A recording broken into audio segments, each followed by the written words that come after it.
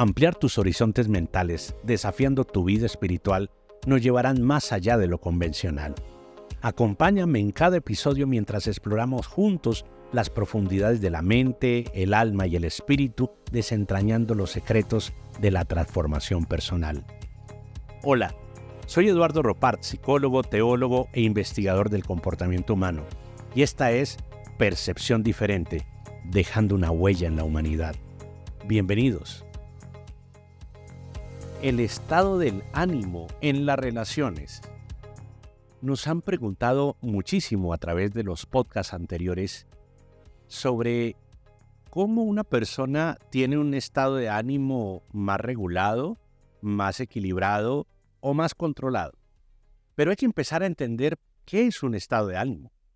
Muchas personas hoy están manejando conceptos de la psicología porque pues obviamente están informándose permanentemente de lo que les está pasando y tenemos obviamente a la disposición una información muy valiosa como nunca antes en la historia de la humanidad.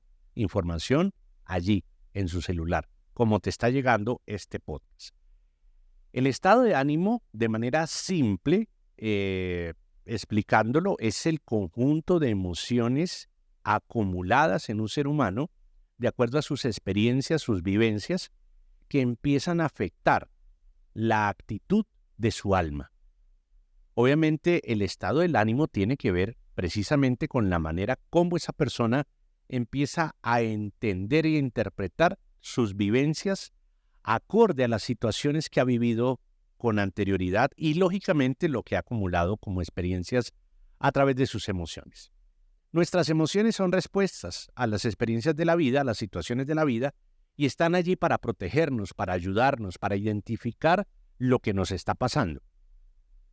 La tristeza es la voz de la pérdida. Cuando tú pierdes, pues hay una emoción que nos protege como tristeza. Y digo que nos protege porque nos informa que algo está pasando. Y eso es una protección, es una respuesta.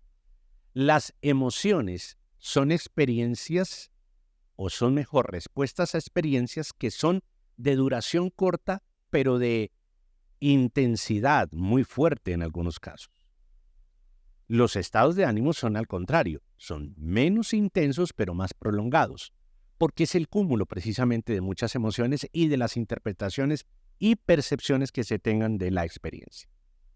El miedo, por ejemplo, es la voz de la alerta y eso también nos protege. Tengo miedo a salir en un lugar en donde dicen que hay peligro, entonces yo me protejo y el miedo es la manifestación de la protección.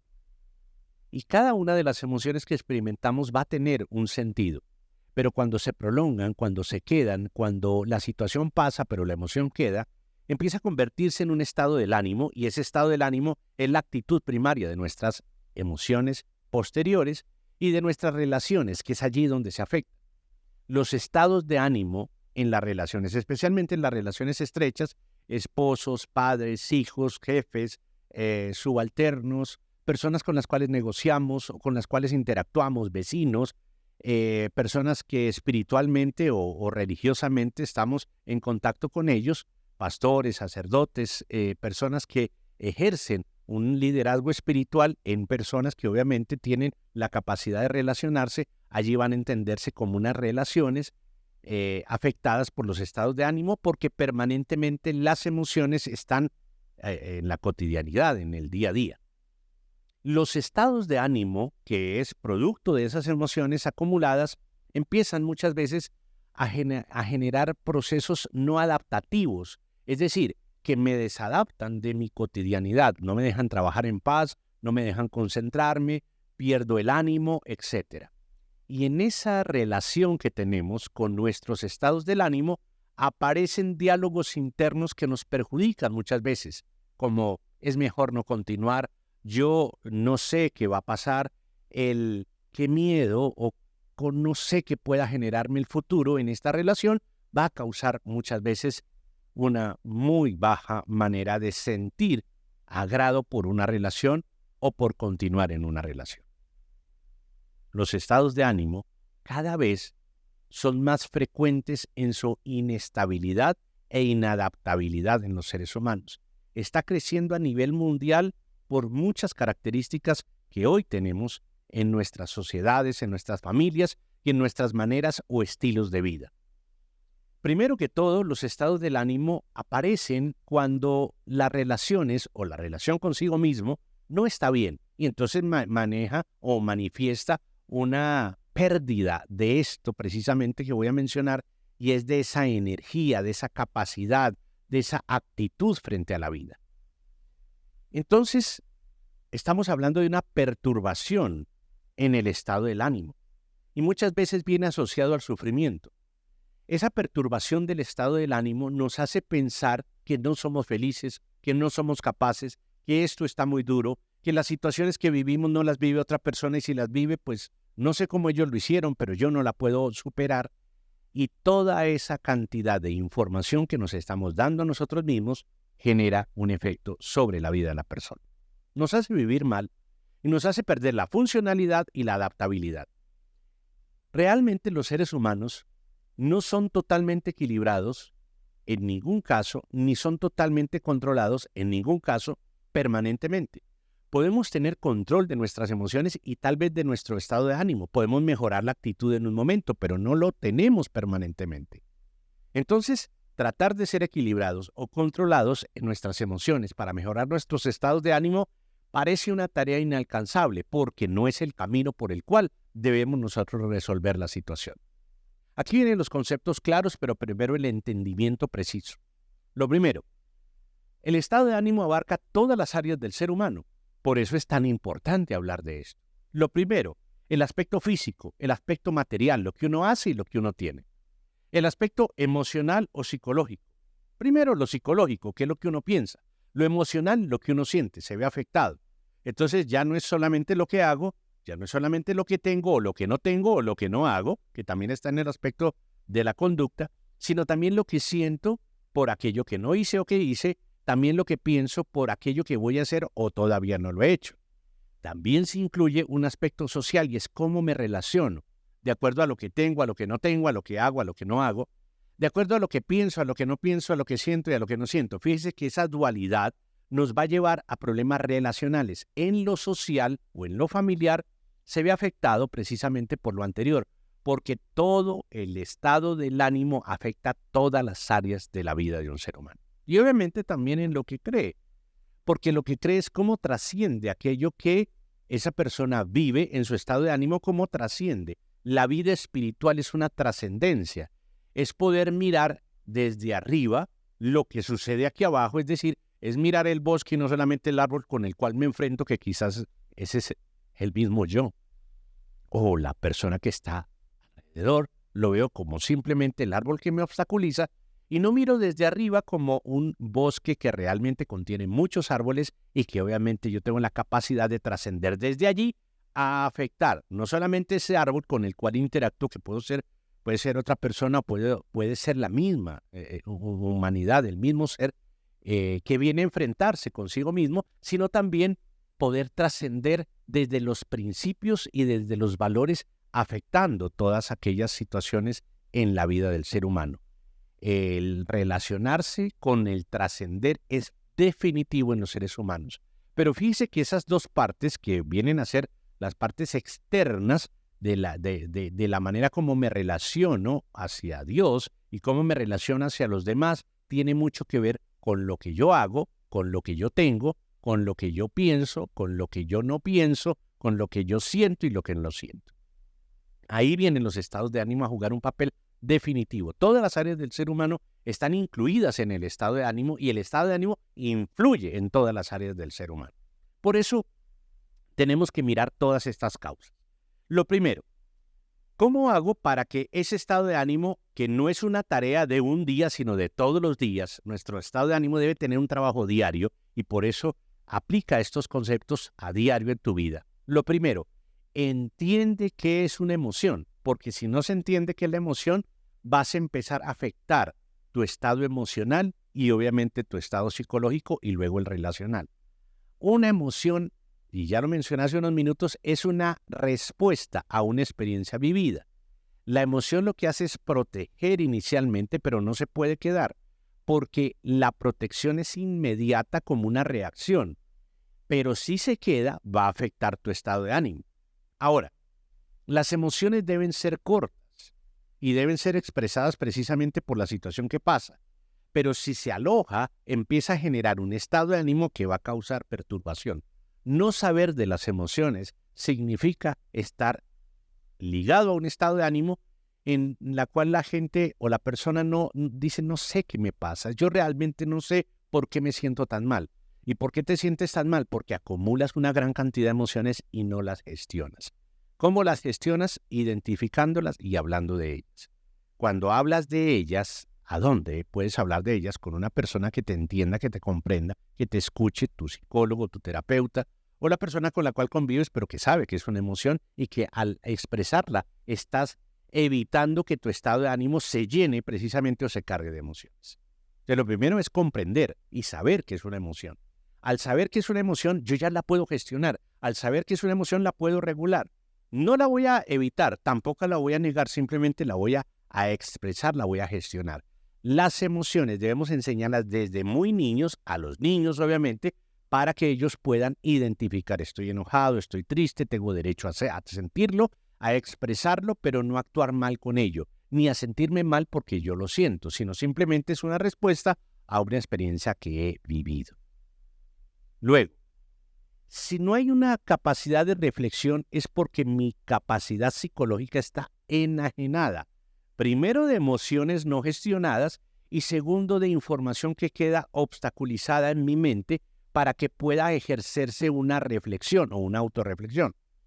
La manera más cómoda para un ser humano de hacer una autorreflexión es poder simplemente anotar los pensamientos que siente en ese momento o que tiene en ese momento de acuerdo a lo que ha sentido. Yo pienso que la tristeza que tengo es producto de que no he podido conseguir mi trabajo. Eso es lo que pienso. Yo pienso que conseguir trabajo en esta época del año es muy difícil. Entonces espero 2 o 3 meses más, o 10 meses más, o 5 meses, o a la siguiente temporada, o cuando vengan nuevas aplicaciones a mis cargos. Cuando nosotros podemos expresar lo que pensamos de aquello que sentimos, estamos generando una autorreflexión y la capacidad de desahogar, de desatorar lo que pensamos de aquello que sentimos. Mire cómo esto va escalando de una manera oportuna y clara. Lo tercero, realmente el miedo. Y es que el estado de ánimo lo que más genera es miedo. Los estados de ánimo que no son adaptativos y no son funcionales son aquellos que se llenan de miedos. Recordemos muy bien que los miedos son los hijos de las dudas. Las dudas son las madres de muchos miedos. Claro, como yo no sé por qué lo siento, por qué lo sentí, identificación emocional, porque yo no sé qué estoy pensando, pero ahora que lo puedo pensar de aquello que estoy sintiendo, ya lo puedo expresar, despeje la duda, pero queda el miedo. Y el miedo lo voy a identificar de la siguiente manera. Es que el miedo va a afectar a todas las personas que me rodean, mi miedo, y me va a invitar a producir errores. Las personas con miedo son muy susceptibles a fallar, porque precisamente el miedo le genera inseguridad, incertidumbre, poca estima y lógicamente va a causar muchas dificultades. El miedo va a llevar al ser humano a ser impreciso y cuando es impreciso empieza a generar una perturbación en el estado del ánimo y una afectación en las relaciones. Si tú te das cuenta, muchas de tus situaciones conflictivas con las demás personas, empezando por ti mismo, tienen que ver con el miedo. He encontrado en mi ejercicio profesional y ministerial que las personas que tienen apatía un poco a acercarse a Dios, en el fondo lo que tienen es un miedo, o de fallarle, o de creerle, o de volverle a creer porque nunca se dio lo que creyó, o tal vez sin convertirse en esa persona fanática parecida a alguien de la familia o de la escuela o de la sociedad que nunca quisiste parecerte a él. En el fondo todo es miedo. Y precisamente la mayoría de las personas no puede tener buenas relaciones porque están enajenadas de miedo. Ahora, el miedo se puede disfrazar de muchas maneras, pero especialmente se va a manifestar de 2 formas. La primera, con ira. El miedo hace que la persona esté enojada, que esté molesta, que esté perturbada en su estado de ánimo. El miedo da enojo, ¿sabe? El miedo da enfado, el miedo da ira. porque uno no debería sentir miedo y sin embargo se lo quiere quitar tratando de hacer una justicia donde hay injusticia, donde tratamos de ser fuertes cuando realmente somos débiles. Y eso nos enoja, el por qué nos pasan las cosas, por qué las sentimos, por qué otra vez con este estado de ánimo. Lo segundo, el miedo también se manifiesta con huidas, distracciones. Hoy en día las personas se encontraron en las distracciones, que están muchas, porque hay una industria grandísima de este tema, de las distracciones o de la distracción. Entonces se encuentran cómo fugarse por medio de las distracciones y evitar sentir ese miedo que agota, ese miedo que nos deja con un estado de ánimo bastante bajo y obviamente a través de una distracción tratamos de evitar un poco lo que sentimos, cayendo posteriormente en un miedo mayor llamado depresión o estar muy cerca, vísperas a tener una profunda depresión. Ese es el problema de los estados de ánimo, que si no lo sabemos tratar, no lo sabemos manejar, no lo sabemos educar, pues terminan en trastornos de estados de ánimo depresivos o de estados de ánimo ansiosos, lo que se conoce como el trastorno mixto de ansiedad y depresión. A eso nos referimos. Por eso es tan importante desde ya educarnos. La educación para la vida transforma la existencia del ser humano y poderlo entender aún mucho mejor. Recuerde muy bien que estamos haciendo una comunidad y en este momento usted puede dar clic ahí en la campanita para suscribirse y quedar conectado con nosotros. Al hacer comunidad, toda nuestra experiencia de investigación en la inspiración para producir estos minutos de conocimiento.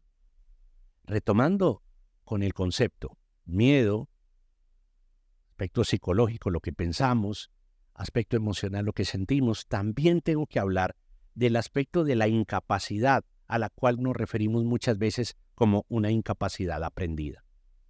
Nuestro estado de ánimo aprende cosas.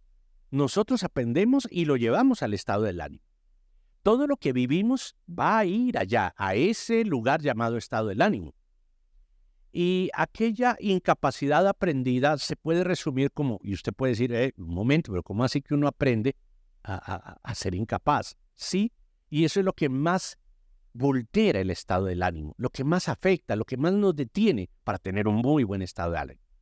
Quiero explicarle con esta experiencia que se da en la investigación de la psicología positiva. Recientemente las investigaciones han hecho que un grupo de monos, ¿sí?, de primates, en un experimento les colocaron una serie de bananas, un grupo de bananas allí dentro de su lugar, y al acercarse a las bananas, la banana, al ser tocada por el mono, soltaba una carga pequeña de electricidad. Ellos en principio fueron a las bananas rápidamente y sentían la descarga eléctrica. Ellos obviamente se sentían transformados en seres de temor, de miedo, de acercarse de nuevo. Lo intentaban una y otra vez.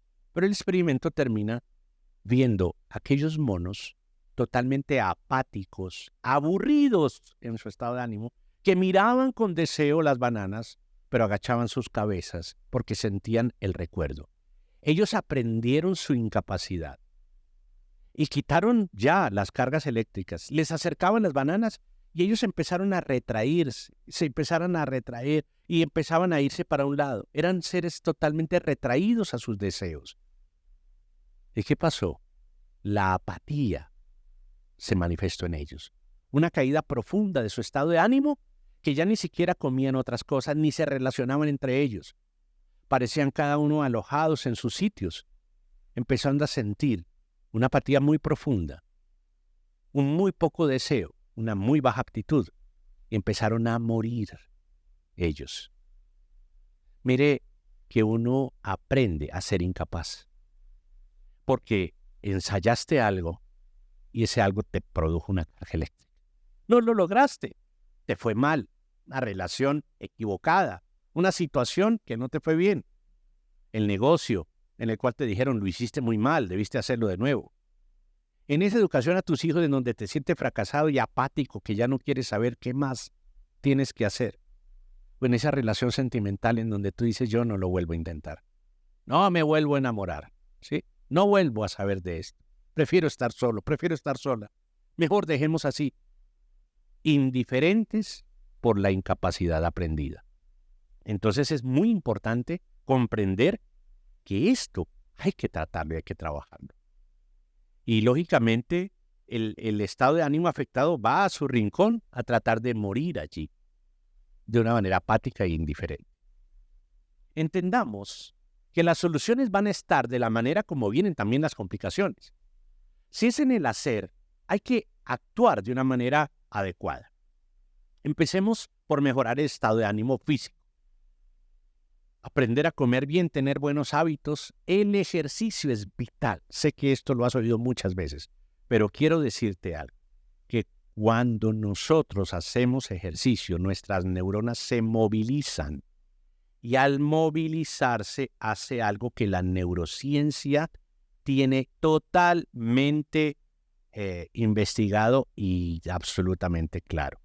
Y es que cuando nos movemos, nuestras neuronas hacen una conexión importante y van al lugar donde están los miedos, al sistema límbico, y allí empiezan a combatir esos miedos. Cuando la persona sube, baja, hace ejercicio, va a su gimnasio, está activa, sus neuronas tienen la capacidad de ir a atacar esos miedos emocionales, obviamente. No estoy hablando de los miedos construidos, esos son otros. Entonces el ejercicio físico es determinante, el moverse. Recuerde muy bien que la misma neurociencia habla de la neuroplasticidad, de la plasticidad del cerebro. Recordemos que el cerebro funciona como un músculo. Y entonces si tú lo ejercitas físicamente va a funcionar mejor. Ahora, si además psicológicamente le das el ejercicio, maravilloso. Lee una página que te agrada, de lo que más te agrada leer, todos los días. Habla con alguien de algo un poco más trascendental que de la cotidianidad.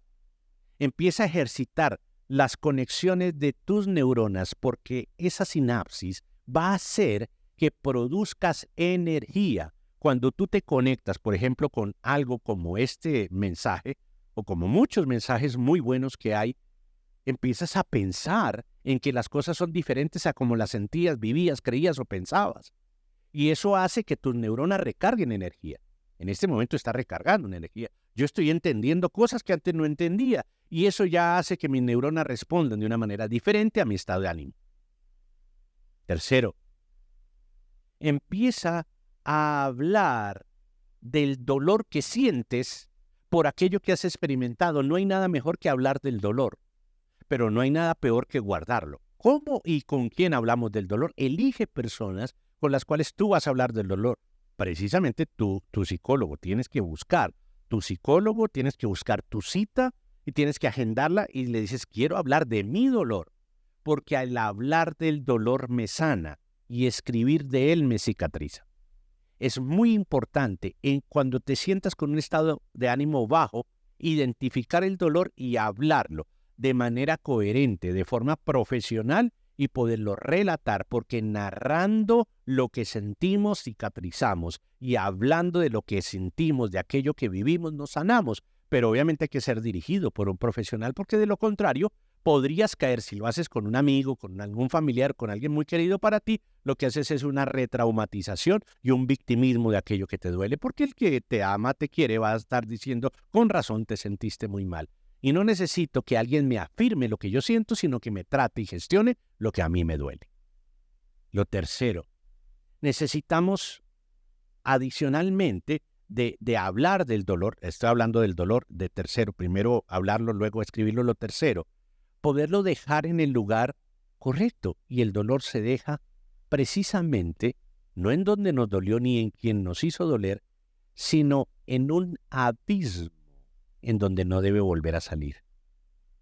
Y llévalo atado a ese abismo, mándalo, toma un papel escrito con dolor y envíalo tal vez a un abismo, a un hueco, a una cesta de basura donde no lo puedas volver a ver, amárralo, átalo y llévalo allí. Con eso el dolor queda resuelto. Eso en el campo emocional. En el campo social es fundamental los estados de ánimo, poderlos ejercitar. Mire, nosotros somos seres somos seres gregarios. Cuando nos reunimos, la energía sube.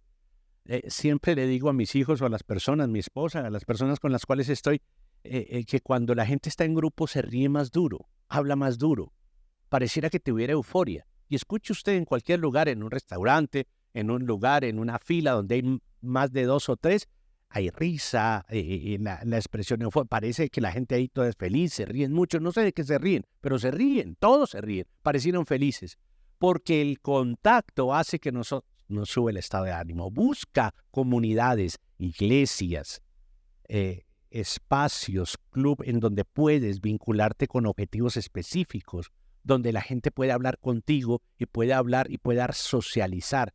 Los chicos necesitan espacios deportivos, los chicos necesitan espacios emocionales y psicológicos, eso es fundamental.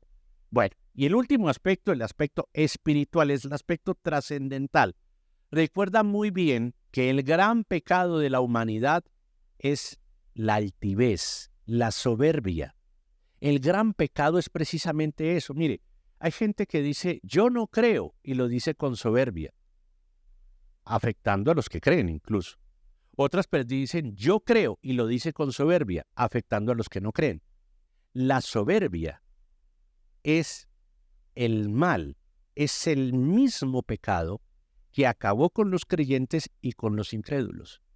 Por eso nosotros debemos, en la vida espiritual, trascender con 2 aspectos fundamentales que lo dice la Biblia, y es, dele valor a esos principios que yo te menciono y vivirás bien el resto de tu vida, y traerás bendición a todas tus generaciones, y vivirás con la capacidad de poderte vincular con Dios de una manera trascendental, en donde la soberbia no tendrá lugar, en donde la humildad de seguir aprendiendo siempre estará contigo y donde el estado de ánimo estará recargado permanentemente por el valor que tú le das a los principios que allí están.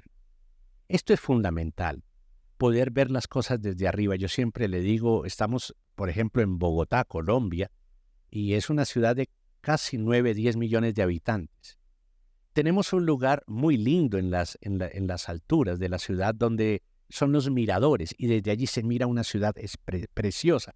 Desde la altura se ve mejor la ciudad. Pero si yo estoy abajo, metido en una carretera, en una avenida, en hora pico, bueno, también en otra hora, también en un atasco, en un trancón bien fuerte, la ciudad no se ve tan linda y el estado de ánimo no es el mejor.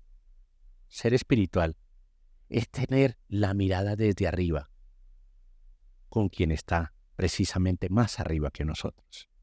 Allí conectamos y allí la vida espiritual hace que podamos ver las cosas de manera totalmente diferente. El estado de ánimo, algo muy importante para educar, para mejorar y para trabajar. No olvides conectarte aquí con nosotros. Siempre estamos produciendo estos espacios en donde el conocimiento y la inspiración del mismo es nuestro motivo, nuestra razón de ser y de estar aquí para ti y para todos tus amigos, tus familiares, con los cuales solicitamos en tu amabilidad que le compartas este mensaje. Gracias por acompañarnos en Percepción Diferente. Si deseas seguir aprendiendo y creciendo, síguenos en todas nuestras redes sociales, @Percepción Diferente, y visita nuestra página web www.percepciondiferente.com para acceder a valiosos recursos que cambiarán tu vida. Si necesitas apoyo, estamos aquí para ti. Puedes dejarnos tus preguntas y comentarios en nuestras redes sociales o en la sección de preguntas en nuestra página web. Tu búsqueda de conocimiento y crecimiento es nuestra inspiración. Hasta la próxima.